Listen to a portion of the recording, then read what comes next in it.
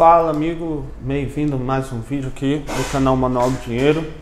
E hoje nós vamos falar aqui como é que você pode se proteger dessas eleições, desse cenário de instabilidade que vai vir no ano que vem, né? Com a posse de um novo candidato, né? A presidente.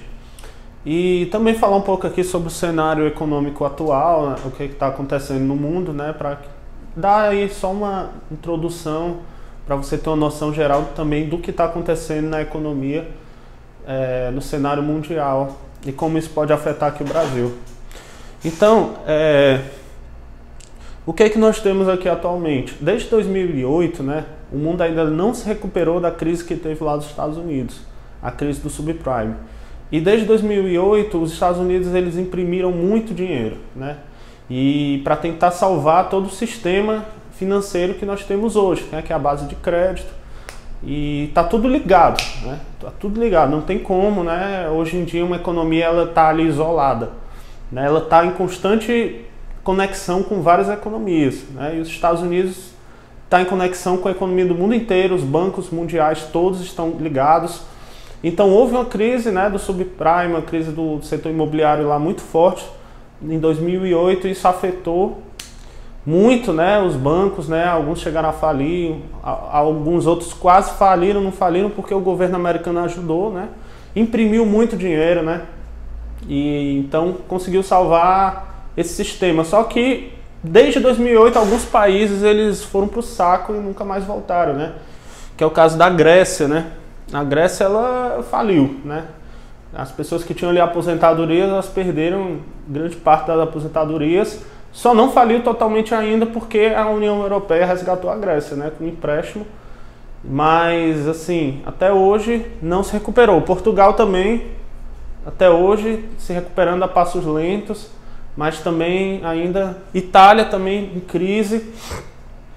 Estourou várias crises. E agora o que é que aconteceu, né? Os Estados Unidos, desde a crise de 2008, colocou os juros a zero, né? Colocou os juros a zero para tentar estimular a economia. E aí o que é que aconteceu agora?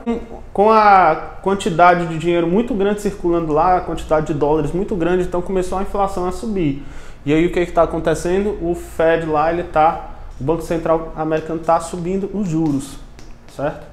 Então, os Estados Unidos estão subindo os juros para tentar conter a inflação deles lá, certo? Só que aí quando os Estados Unidos sobem os juros, o que é que acontece com os outros países emergentes, países não tão desenvolvidos quanto os Estados Unidos, não tão seguros, né, entre aspas, né, seguros como os Estados Unidos?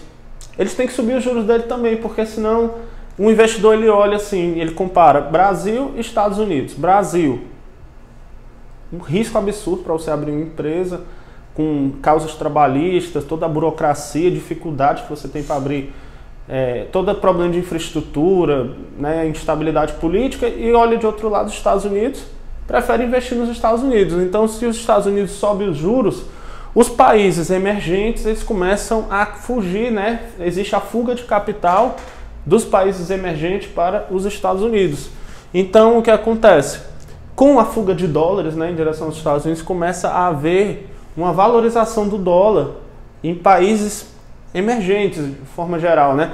Então, os países mais fracos economicamente, com menos liberdade econômica, com mais problemas no geral, mais fracos economicamente, né? Mais fechados, mais fracos, eles são os que mais sofrem, né? Então, nessa brincadeira aí de aumentar os juros lá nos Estados Unidos, dois países já foram para o saco, né? Que é a Argentina e a Turquia, eles faliram. Né? Então são países que foram para o buraco, acabou, países que faliu totalmente a economia, não tem mais jeito, né? Aí a Argentina está desesperada lá atrás de um empréstimo do FMI, né? E aí está dependendo disso, mas é aquela coisa, está muito ruim, né? A situação, a Argentina acabou, né? Então o que acontece? Nós temos aí os países mais fracos indo para o saco, né? A Venezuela foi para o saco, né? Turquia foi para o saco, a Argentina foi para o saco, então está havendo essa quebra. E o próximo pode ser o Brasil, certo? O próximo pode ser o Brasil, dependendo da direção que o país vai tomar depois das eleições, que é totalmente incerto, né? Porque nós temos aí dois candidatos basicamente disputando a presidência. Tem o Bolsonaro, que ele, teoricamente, ele deveria ser um liberal, né? Mas é um liberal, mas não se sabe. Quem é liberal? É o Paulo Guedes, né? O ministro dele.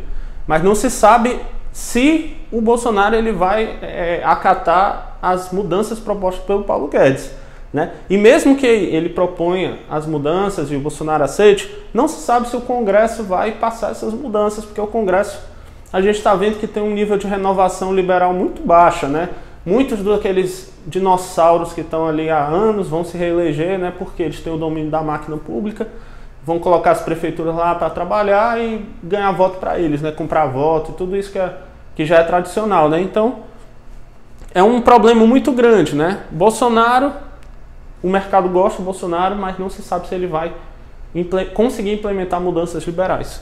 E do outro lado a gente tem o Haddad, né? Que o Haddad ele é um socialista totalitário, né? Que ele quer, como objetivo final aqui, tomar o controle total, que é o PT, que é um partido totalitário socialista, né? Quer implantar uma ditadura socialista no Brasil, né? Só que o que acontece? Não tem como implantar uma ditadura socialista no Brasil como é na Venezuela. É impossível fazer isso por meio da revolução, né? Até tentaram na época do golpe militar, mas os militares não deixaram, né? E aí, a partir do golpe militar, eles vêm tentando implantar uma ditadura a conta-gotas, né? Que é o socialismo fabiano, né? Que é através de uma série de medidas para restringir liberdades, eles vão ali desarmar a população, eles vão ali diversidade, eles vão ali na família, é proibido bater para gerar conflito. E aí eles vão implementando mudanças totalitárias ao longo do tempo para ir tomando cada vez mais o controle, aumentando os impostos, né, cada vez mais, para tentar ali tomar o controle, né? Então, vamos lá. Na eleição, antes de falar sobre a proteção, né, do capital, é importante você entender esse cenário, né, global e esse cenário brasileiro, né? Então, assim, o que acontece?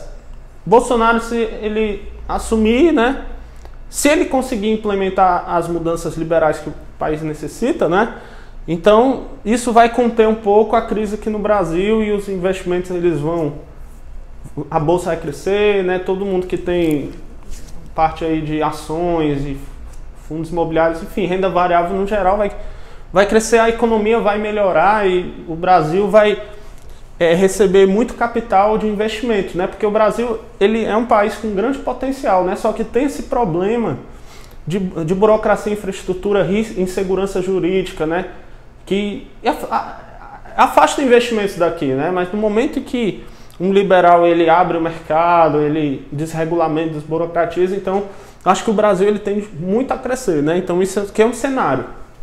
Se o Haddad assumir, na minha opinião, o que vai acontecer é uma continuação do socialismo fabiano, né? Ele não, de início a bolsa ela vai cair muito, né? O mercado vai reagir, ele vai reagir de uma forma muito negativa, mas só que o Haddad ele pode fazer igual o Lula, ele pode botar ali um ministro da economia para acalmar um pouco o mercado, um ministro da economia um pouco mais liberal e tentar ali fazer algo que o mercado ele se acalme um pouco. Mas ele vai continuar implantando o socialismo fabiano, né, a conta-gotas, e vai dar continuidade nisso, certo? Então, o que eu quero falar em relação ao cenário é que o cenário ele é muito incerto. Não tem como você fazer aqui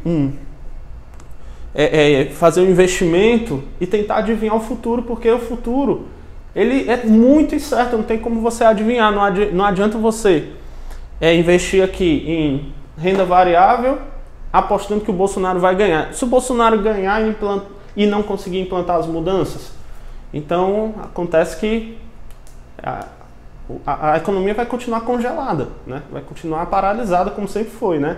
Sufocada, né? Pela burocracia, pela regulamentação, né? E se você apostar no alta do dólar, né?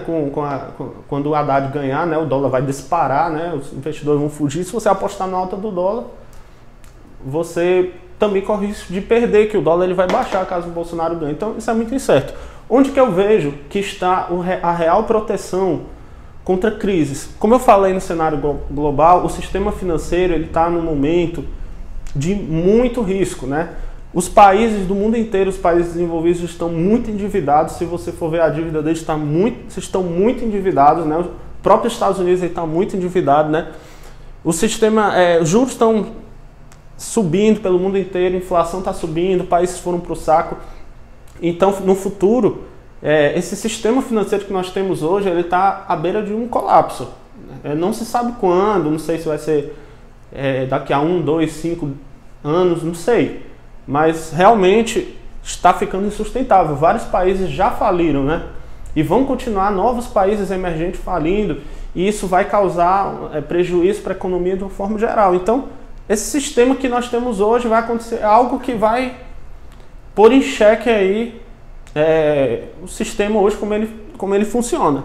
Então, eu acho que a proteção mais eficiente que você tem contra esse cenário de instabilidade são bens reais, não financeiros, né?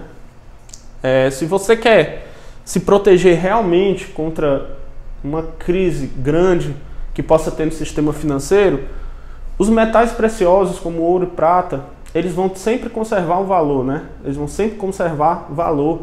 E quanto maior a crise, mais séria, mais eles tendem a aumentar de preço, né? Então, assim, digamos que você tem ali 100% em renda variável, e você tem ali a crise, uma crise grave como nunca vista antes, pior do que a crise de 29, vamos dizer assim, no pior cenário, e você perde todo o seu patrimônio, né? Como foi na crise de 29, que investidores perderam todo o seu patrimônio. Então, pode ser muito arriscado você concentrar todo o seu patrimônio somente em renda variável, somente em renda fixa. Você tem que ter um colchão de segurança de algo que esteja fora do sistema financeiro, né? Bens reais, né? Ativos reais, como metais preciosos, ouro e prata, e Bitcoin. Bitcoin é a minha forma predileta de proteção, que são moedas virtuais, né? Porque é um ativo que ele não é palpável, né? Você não pode pegar nele, mas é melhor que isso. Ele é um ativo que ele pode ser trocado instantaneamente, né? E o melhor que governos não podem controlar. Então, quanto mais os governos eles desvalorizam a moeda, digamos que tem aí uma nova impressão de dinheiro massiva, não sei, uma loucura aí do sistema financeiro, o Bitcoin ele vai disparar de preço, né? Porque ele vai no oposto da inflação, né? Quanto mais se imprime dinheiro, mais o Bitcoin se valoriza.